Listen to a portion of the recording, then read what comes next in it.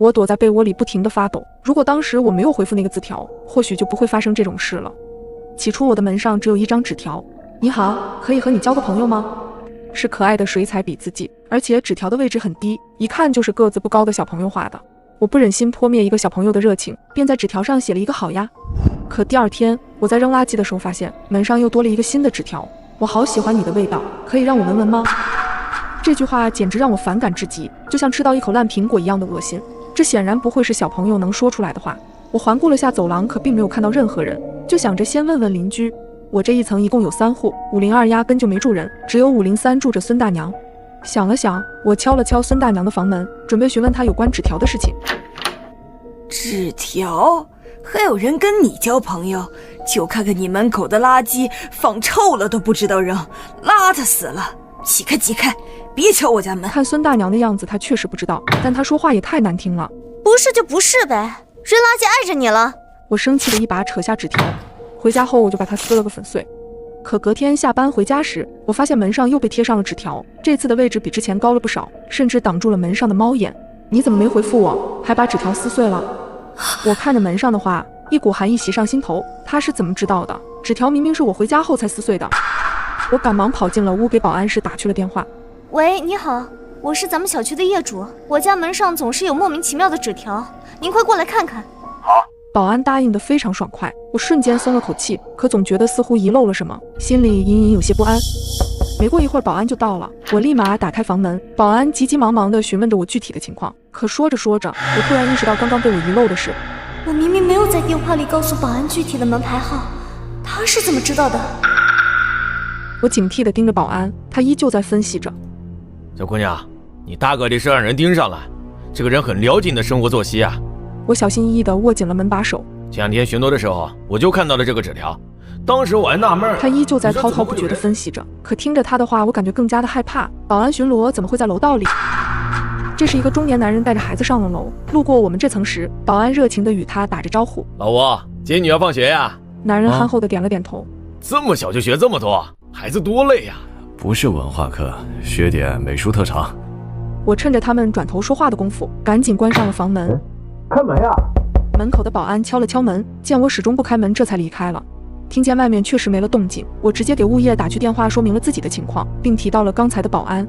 物业表示，因为小区住的多数都是独居老人，所以保安会定期在楼道里巡逻。不知道为什么，听了物业的解释，我还是感觉一阵心慌。挂断电话后，我就收到了出差的消息，想了想出差几天也好，没准不理他，他也就不会再贴纸条了。可没想到，等我回来时，瞬间愣怔在原地。你去哪了？怎么回消息？你什么时候回来？我给你准备了一个惊喜。我望着门上贴满的纸条，感觉不寒而栗。随后我赶忙跑到物业说明了这件事，在我的要求下查看了那一层的监控，可由于是公共监控，只能看到楼梯，没办法直接拍到我家门口。但我还是仔细地看了这几天的监控录像，除了经常出门买菜的孙大妈，经常接孩子放学的老吴，出现过1次2次的快递小哥，另外一个出现最频繁的就是保安。我内心仿佛停跳了一般，难道真的是他？我下意识地向后退了一步，一旁的物业管理员好像看出我十分紧张，便安慰着我：就是因为你的门上总有纸条，我特意让保安去盯着的。如果不是保安的话，一个每天经过我家门前还能拿到水彩笔的人，只有他了。我赶忙拨通了报警电话，在帽子叔叔的帮助下抓到了那个变态，果然是楼上的老吴。他不光是贴了纸条，甚至还通过我门口的垃圾窥视着我的生活，这实在太可怕了，很难想象他都知道了什么。如果你莫名其妙觉得哪里不对，请相信自己的直觉，那一定是有问题。那天本想着在家对面的商场里随便逛逛，然而就在我刚走进商场没多久，一个长相清纯的女孩就迎面朝我走来。看着她笑容满面的样子，我也不好意思地对她笑笑以示礼貌。殊不知正是因为我这一笑，似乎让女孩找到了突破口。只见她一脸谄媚的样子凑了过来：女士你好，我是楼上美容店的，现在我们店里正在做活动，可以为你免费做1次皮肤保养，有兴趣了解一下吗？出于对推销行业的抵触，我几乎想都没想就拒绝了女孩。但是我的不悦并没有让女孩放弃，她干脆直接挽起我的胳膊，装作很亲密的样子，嘴里还一直喋喋不休：姐，你可以先跟我去店里看看，了解一下，不耽误时间的。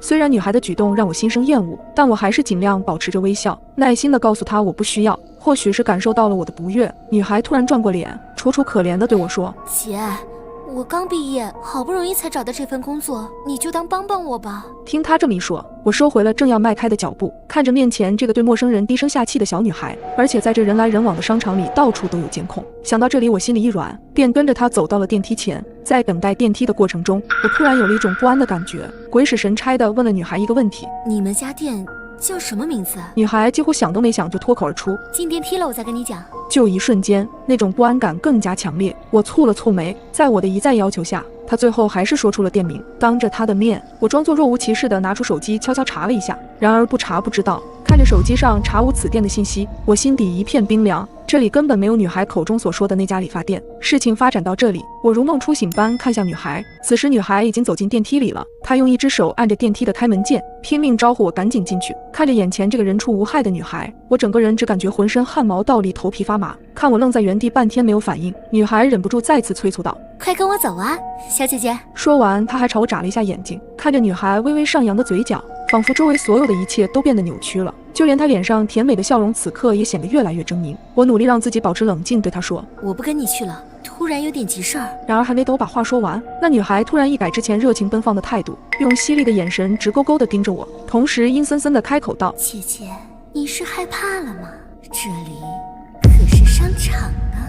说完，女孩竟然放下了按着开门键的手，看着缓缓关上的电梯门。一时间，我根本无法从深深的恐惧中解脱出来。只要一想到女孩最后那抹意味深长的笑容，我的双手就会不自觉地颤抖起来。如果不是因为我多嘴问了那个问题，如果当时我没有多个心眼用手机查信息，如果我就这么跟她进了电梯，这么多的如果加起来让我细思极恐。我们在任何时候都要以恶意去揣测陌生人，不是善良不值钱，而是人心难猜测。即使发生恶性杀人案，凶手在逃中，请市民关好门窗，不要外出。泡澡时，手机突然弹出了一条消息。当我还没有消化完这条消息时，门外传来了敲门声。你好，物业检查门窗。我泡在浴缸的身体一僵，我们小区根本没有物业呀。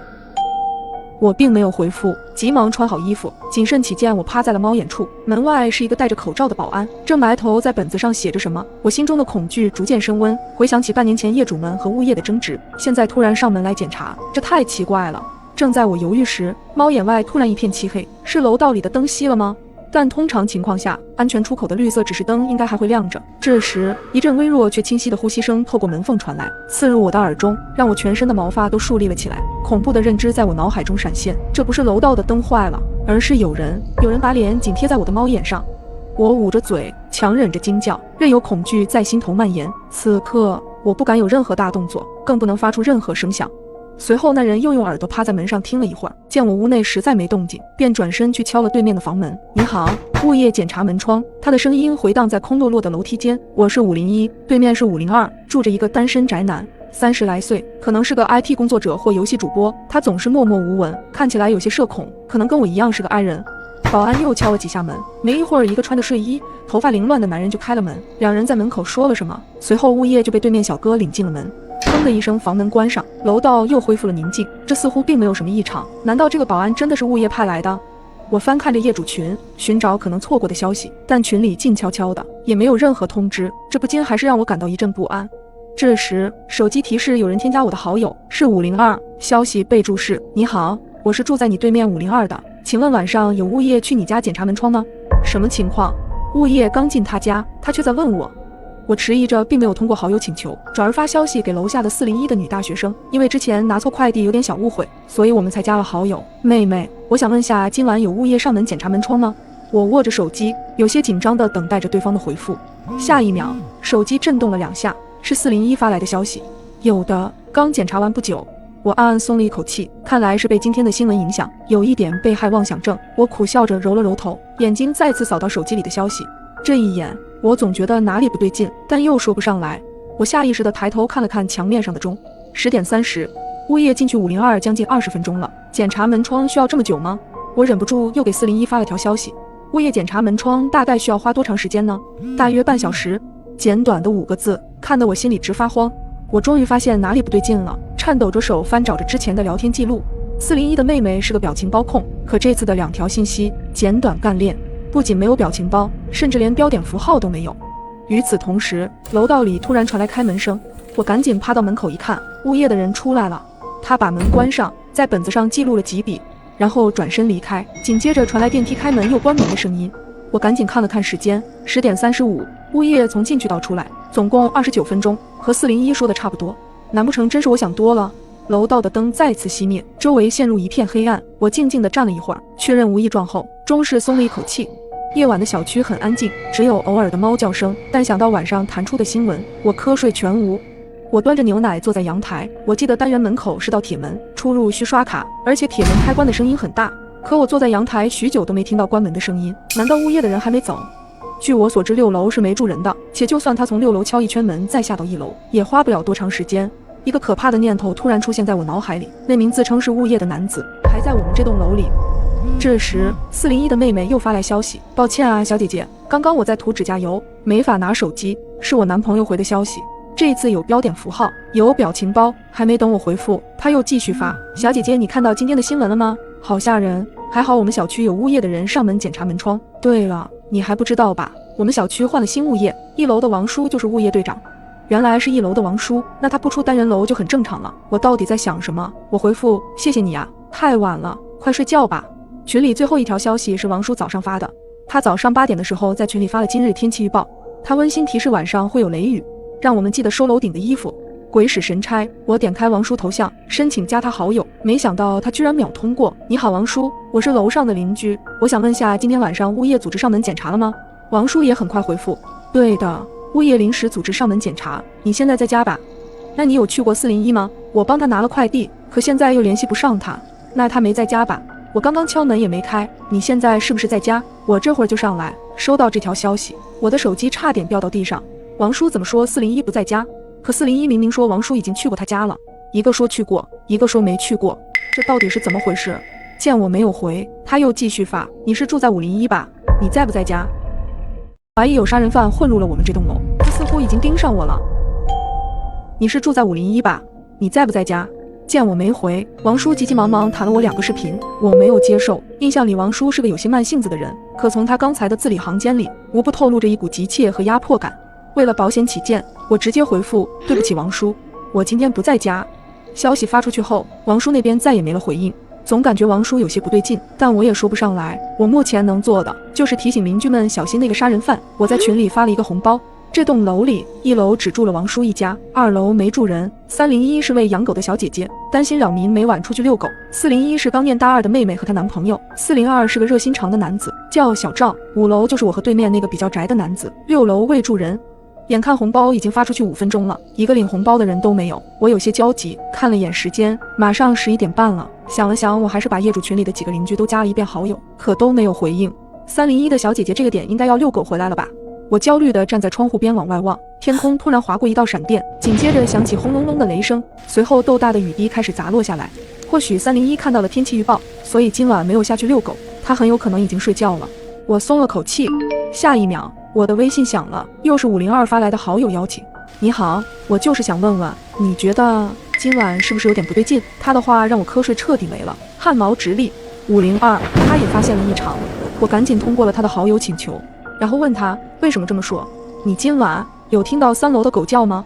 对哦，我才想起来，301的小狗生性活泼，所以经常半夜听到狗的叫声，这么大的雷声它肯定会狂叫。我仔细回想了一下，今晚确实没听到它的声音，会不会是睡着了？刚才那么大雷和闪电，狗的耳朵很灵敏的，那雷声早该把它吵醒了。所以你是什么意思？他那边显示消息正在输入，许久发过来一句，可能就是你想的那个意思。听他这么说，我汗毛直立。我想的那个意思，3楼的狗狗它，难道我们这栋楼真的进杀人犯了？又是一道闪电划过，接着是一阵巨大的雷声。雷声过后，紧闭着的窗户中隐约传来2声狗叫，看来又是虚惊一场。我擦了把额头的冷汗。你听，3楼的狗叫了，可能是最开始的雷，没把它吵醒。这会儿它醒了，听到了，但你还是小心一点。我总觉得今晚不对劲，你检查好门窗关好没？我再观察下，有事跟你联系。好，我回复他。我瞅了眼门口，门是关好了，但还可以更结实一些。我悄悄把桌子挪到门口时，门外突然传来一阵细微的呻吟声，有人在我门口。救命！我赶忙透过猫眼看去，可门外一片漆黑，什么都看不见。我吓得赶紧给502发消息，我家门口有个人，可我看不见，你家那个位置能帮我看看吗？我吓坏了，打字的手都在颤抖。过了许久，他回我了，确实有一个人趴在你门下，他手上还拿着刀。我从我家猫眼看对面502，除了一团漆黑和一点绿光外，什么都看不见。楼道里这么黑，他怎么会看得如此清晰？是王叔吗？没看清楚，我马上报警。你躲进卧室，不要出来，把房间门反锁好。我按502的提示刚往后迈了一步，门口突然响起猛烈的砸门声，每一次大力的敲打都像是砸在我心上，我的心咚咚直跳。他到底是谁？我怀疑有杀人犯混入了我们这栋楼，而他此刻正在疯狂砸我家的门。楼道的声控灯伴随着砸门声也亮了起来，可我不敢往外看。就在这时，402的小伙通过了我的好友申请。怎么了？发生什么事了？我激动的手都在颤抖。终于有人回复我了，便赶忙将今晚的情况大致跟他说了一下，让他别出门，小心一点。402的小赵年纪不大，25、6的样子，平时会晨跑和健身，是个身强力壮的年轻小伙。这下即使是敌人在暗，我们在明，胜算也大了些。我还告诉他，在我门口的人可能是王叔，我让他千万别出门，只要不出门，等警察来，我们就没事了。可402却慢悠悠回复我一条：什么王叔？他刚刚不是还来我家检查门窗吗？我上来看看。502说门口那人手上是有刀的呀。我怕402上来受到伤害，连忙阻止：哥，别上来，他有刀，你去看看新闻，今晚麻集市发生凶杀案了，凶手到现在还没抓到，很有可能就是门口那人啊。那有点刺激，这不是行走的一等功吗？你放心妹子，我练过的，他有刀，我也有啊，我还正当防卫呢。你别怕，你刚刚不是说502也在家吗？你让他帮我吸引一下注意，我绝对能制服他。平时只觉得402的小赵是个精神小伙，没想到脑子确实挺神经。这种时候，他居然想着上来单挑，这个世界上怎么会有这种脑回路不太正常的人？你别上来添乱了哥，他现在的目标是我呢，你就在家待着，你别等会儿把自己给搭进去了。可那边再也没了回应，这小子不会已经收拾东西上来了吧？我赶紧将这件事告诉502，502同我一样，气得连发3个问号。门口的砸门声还在继续，知道有人要上来后，我好像也没那么害怕了，便大着胆子往猫眼方向看去，可没想到竟然不是王叔。门外的人头发凌乱，浑身上下都是血，他是楼下401妹妹的男朋友小兵，他的手上确实拿着一把刀，通红的眼睛一直瞪着我家门的方向，楼道里的灯随着他的动作忽明忽暗，画面看起来很是诡异。在我印象中，小兵是个斯文的男生，怎么会变成这副模样？他身上的那些血是楼下妹妹的吗？难道他就是那个杀人狂？那之前说要上来找我的王叔又去了哪里？就在我胡思乱想时，电梯叮的一声停在了5楼。402的大哥不会神经到直接坐电梯上来的吧？门口的砸门声猛地停了下来，我再次透过猫眼看去，只见小兵慢慢靠近了电梯，电梯门缓缓打开，里面却一个人也没有。就在这时，小兵背后突然窜出一个人影，猛地一脚踢向浑身是血的小兵，两个人迅速扭打在一起。原本说好帮忙的502迟迟没有开门，我担心402会有危险，慌乱地拨打了报警电话，问帽子叔叔为什么还没有来。不好意思女士，之前我们并没有接到麻吉小区的报警电话，502并没有报警，他为什么要说谎？等等，我猛然想起小兵敲我门的眼神，他的眼神不是暴怒，不是杀红了眼，似乎是害怕。他在害怕什么？我看到他们扭打后被扔在了一边的东西，是那把刀。我看得并不清晰，可502究竟是怎么在一片漆黑中看到小兵手里拿着这把小刀的？就在这时，楼梯间闪过一个人影，定睛一看，竟然是502。他不是在家里吗？瞬间，整件事变得清晰起来。王叔半夜收到消息说麻吉市发生恶性杀人案，凶手没抓到，所以接到通知要连夜检查小区内业主的门窗。他是从楼下往楼上开始检查的。最开始他确实检查过301、401、402，然后来到了我家，因为我在洗澡，加上心理恐惧，就没有给他开门。于是他去了502，进入502后，王叔意外地发现对方就是杀人狂，所以被残忍杀害。而后走出来的那个人其实是换上安保衣服的502，他直接去了401。小兵也是在慌乱之中逃到了我门口。我猛地冲出房门，大喊道：我们都被骗了，502才是凶手。声音一出，在他们都愣在原地的片刻，我趁机将手中的辣椒水直接喷向了502。就在502看不清的时候，402和小兵也缓过神来，跑上前将502制服。没过多久，帽子叔叔就赶了过来。看到帽子叔叔，想到这一晚的惊心动魄，我终于松了一口气。我正被困在地铁里，眼睁睁看着肮脏的雨水从舱门渗进来，耳边充斥着绝望的尖叫声，水势蔓延的比想象中要快，而我眼中满是惊恐。公司小群里又活跃了起来。哎，你们听说今天会有大雨吗？啊，真的吗？我没带伞。SB 老板晚上不会又要我们临时开会吧？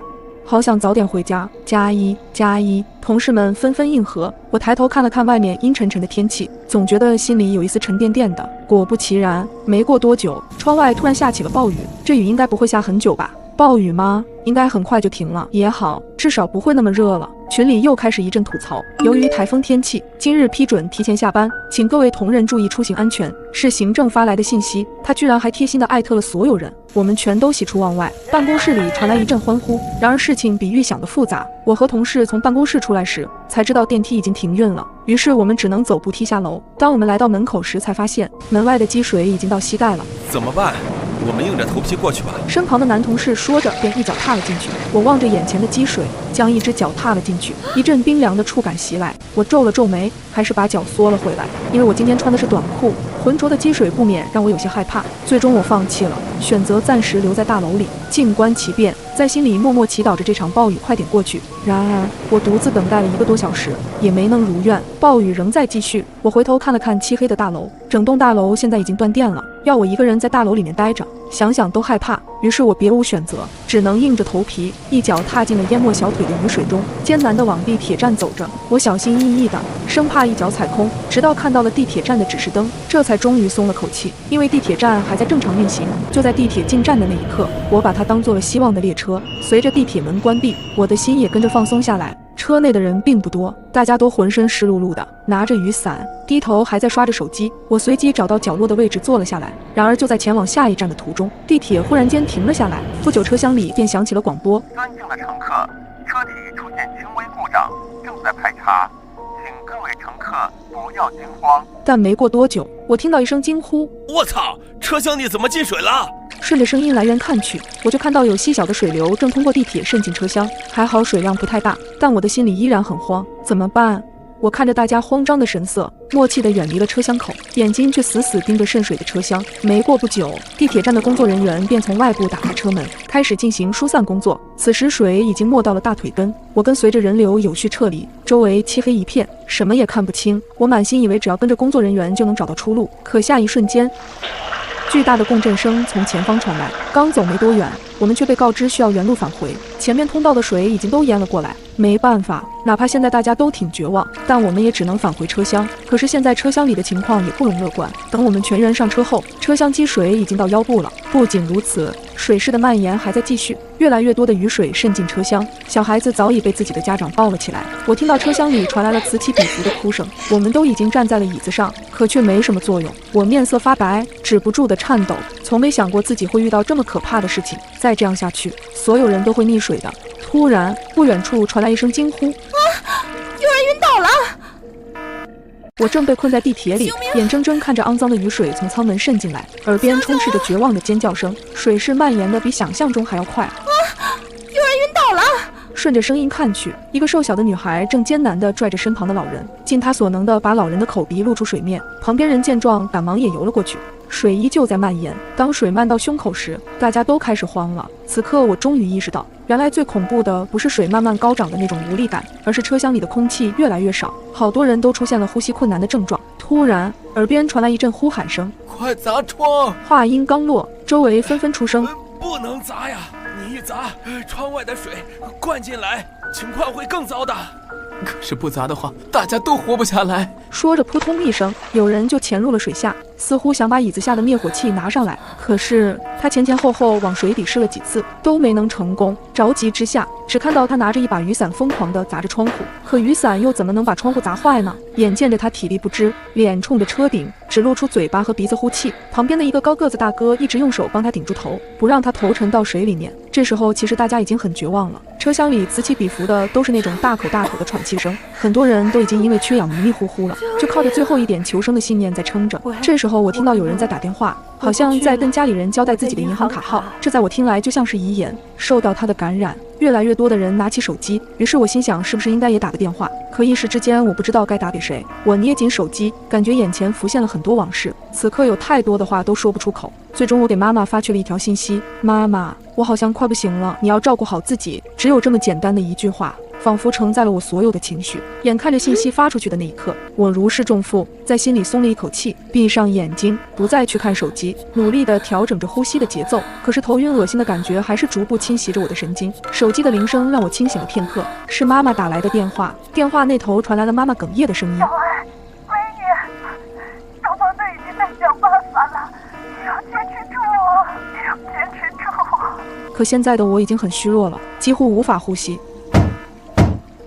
一阵砸窗户的声音响起，车厢外面突然出现了一束光亮，是救援队，救援队来了！只见外面的救援人员击打着车窗，一声声的充满希望。玻璃裂出了一个窟窿，氧气涌了进来。有人把缺氧的人先拖到窗口，让他们能吸上空气。接着，越来越多的车窗被攻破，外面的空气涌入车内。我感受到自己的意识正在逐渐回归，生命的气息正在重新燃起，水位慢慢下降。车厢里仿佛有一股暖流在传递，越来越多的人们开始相互鼓励。大家都别慌，把晕倒的人先转移。有人开始主动帮忙疏散，注意搀扶好老人和孕妇。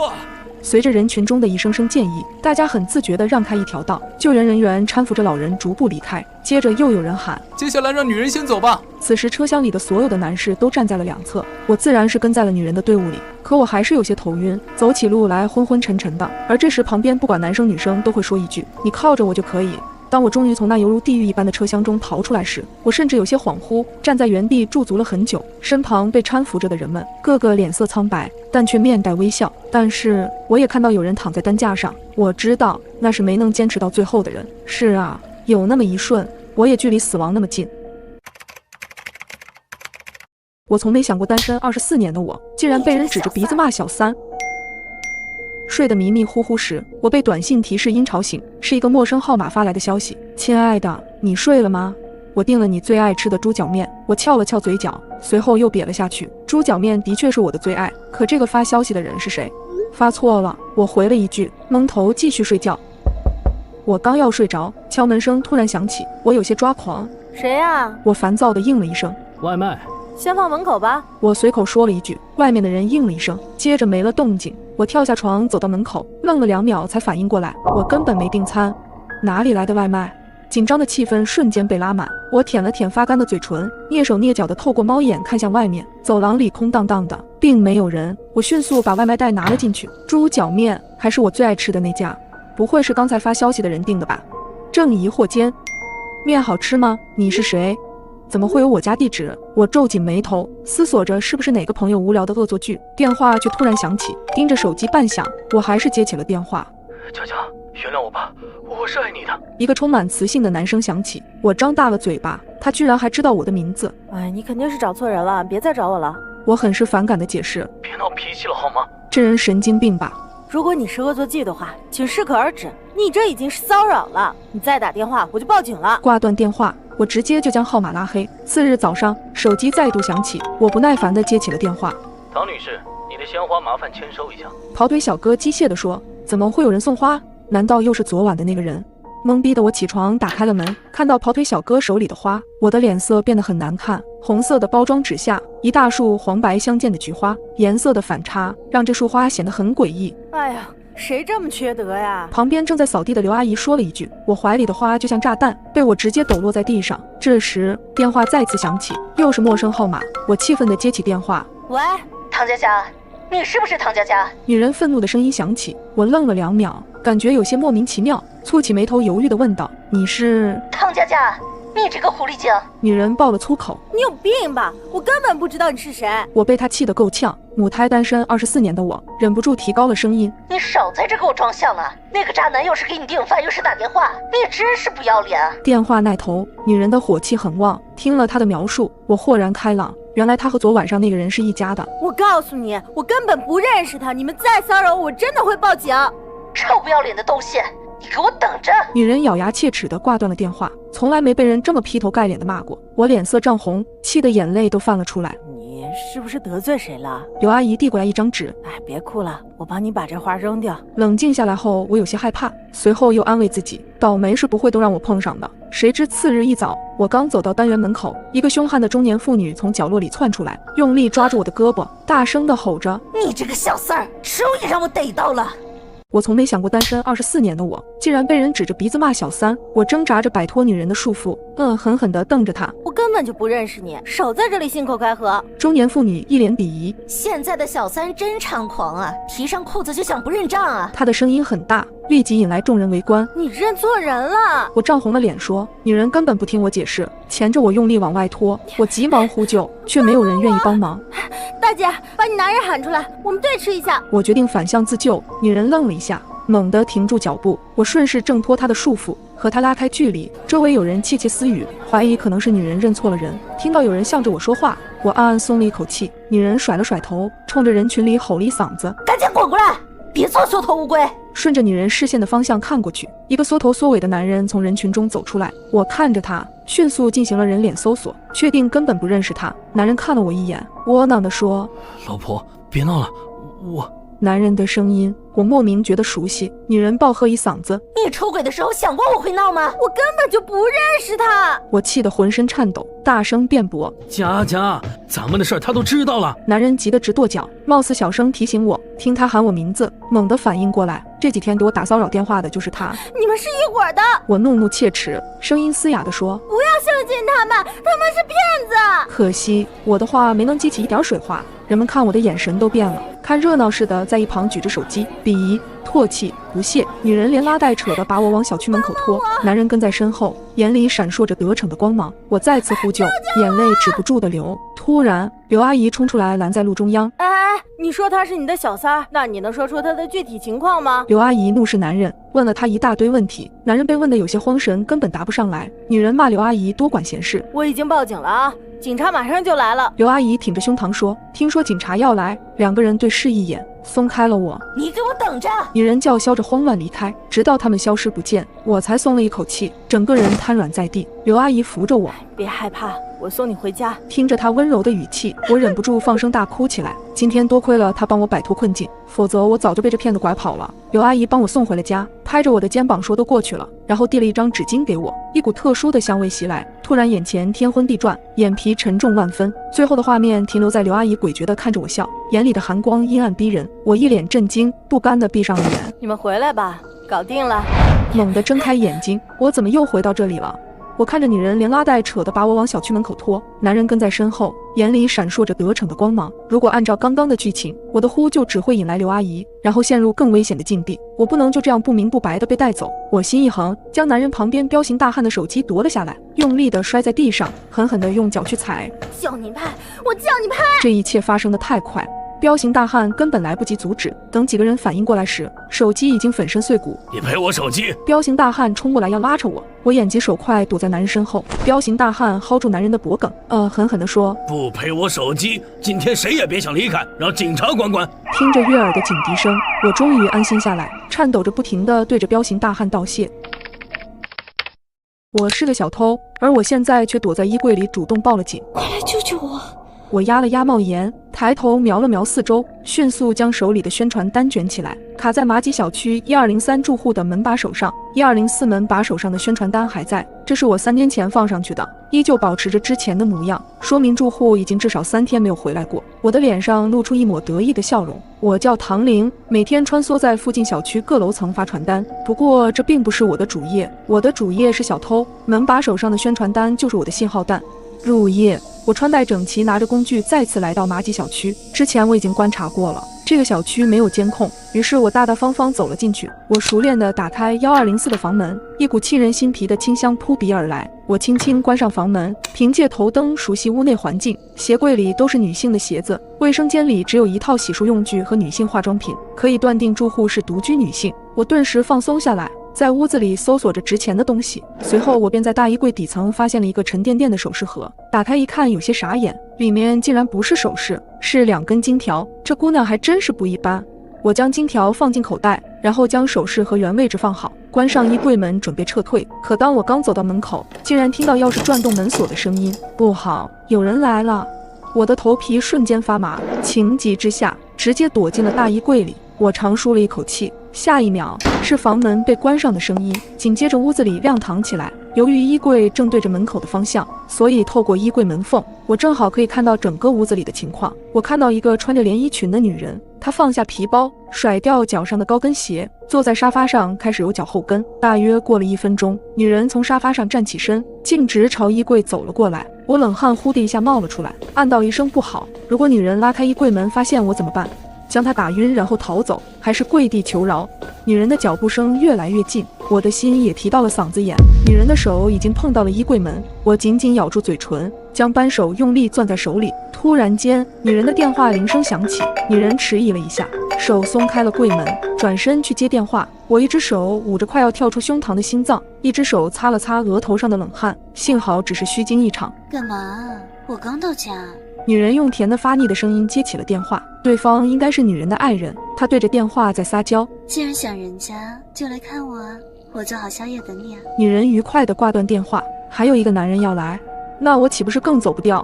原本我还想着等女人去卫生间或是睡着时离开，现在难度系数更大。我躲在柜子里心乱如麻，掏出手机看了看，周鑫依旧没回我消息。我咒骂了他几句。周鑫是我的男朋友，我们算是雌雄大盗。刚刚我就给他发过求救消息了，以往他营业时遇到困难都会给我发消息求助，我会按他的提示来到客户家里，以推销员的身份纠缠客户，吸引他们的注意力，帮周鑫脱身。今天我被客户堵在家里，他却没了音讯。客厅里，女人正拿着一瓶红酒倒入2只高脚杯中，她似乎心情很好，端起其中的一杯小酌了一口，在杯沿上亲了一下。接下来的画面会不会很香艳？如果我用手机拍下来，能不能卖个好价钱？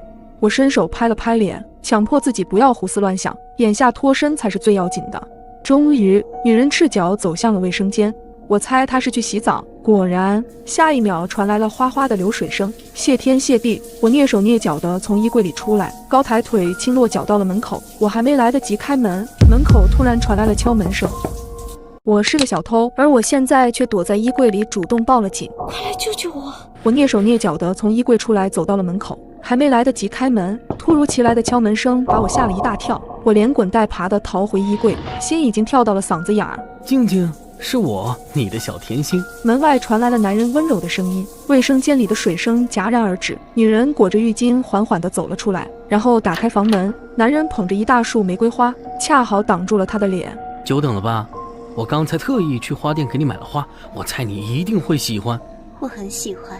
女人笑盈盈地接过他手上的花，踮起脚吻了男人的脸颊。女人让男人进了屋，我还注意到她随手将门反锁，来到酒柜前。女人把红酒递给男人，男人借着拿酒杯的由头将女人拉进怀里，开始对她动手动脚。躲在柜子里的我五味杂陈，本来只是想偷个东西，没想到吃了一顿狗粮。别人的男友费尽心思讨女友欢心，我的男友连个人瘾都没有。这个周鑫果然很狗。你比玫瑰花香，比红酒更醉人。男人暧昧地说，女人娇笑着躲闪，二人调笑拉着肩碰掉了吧台上的酒杯，啪的一声脆响，吓得我缩了缩脖子。别动，我来弄。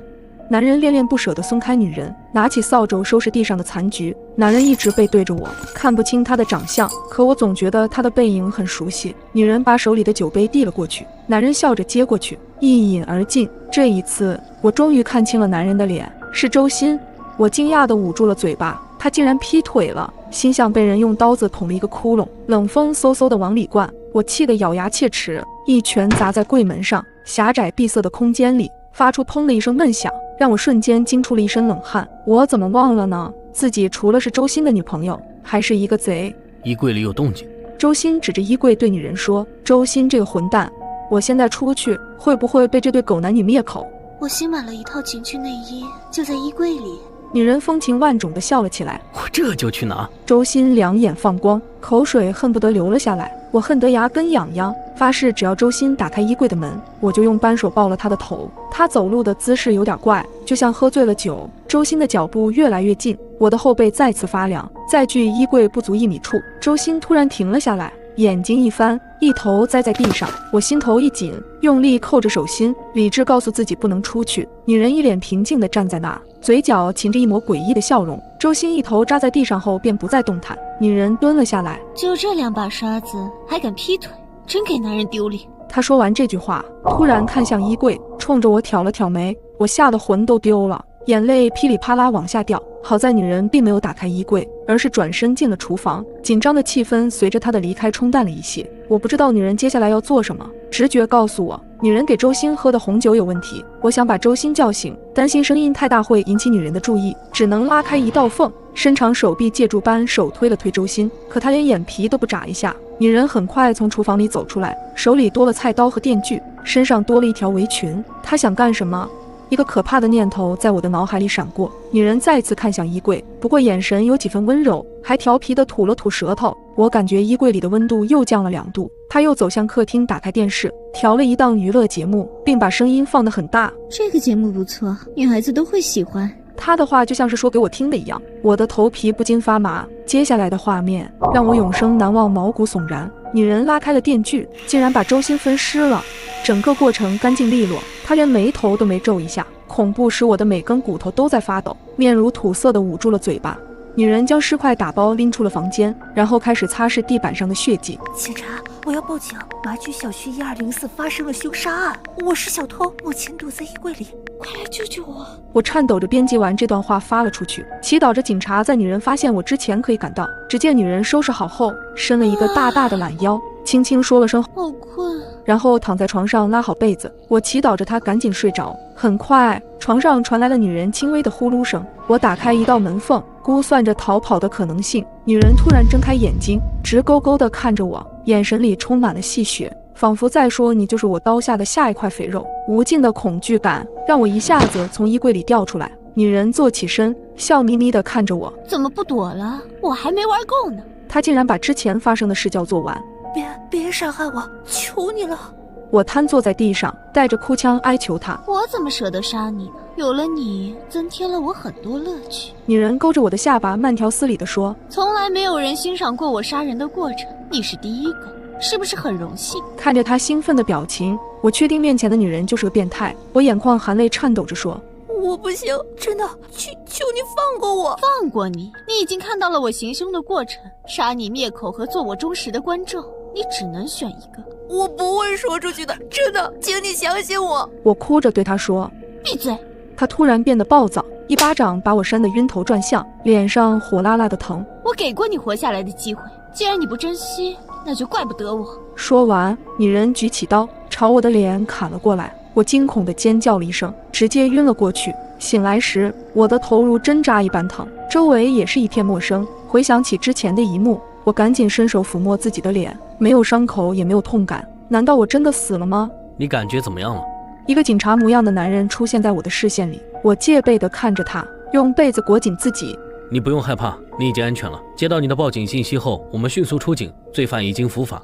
听完警察的话，我终于松了一口气，活着的感觉真好。那个女人太可怕了，想到之前发生的事情，我依旧瑟瑟发抖。后来了解到，女人因为被背叛，一怒之下杀了老公，之后便将那些垂涎她美色的男人骗回家，再杀掉他们，来满足自己的快感。周鑫就是那个精虫上脑的可怜虫，他通过家里的监控一早就发现了我的存在，我就像小丑一样，在他面前丑态百出，而我也会受到法律的惩罚。我发誓以后再也不做小偷了。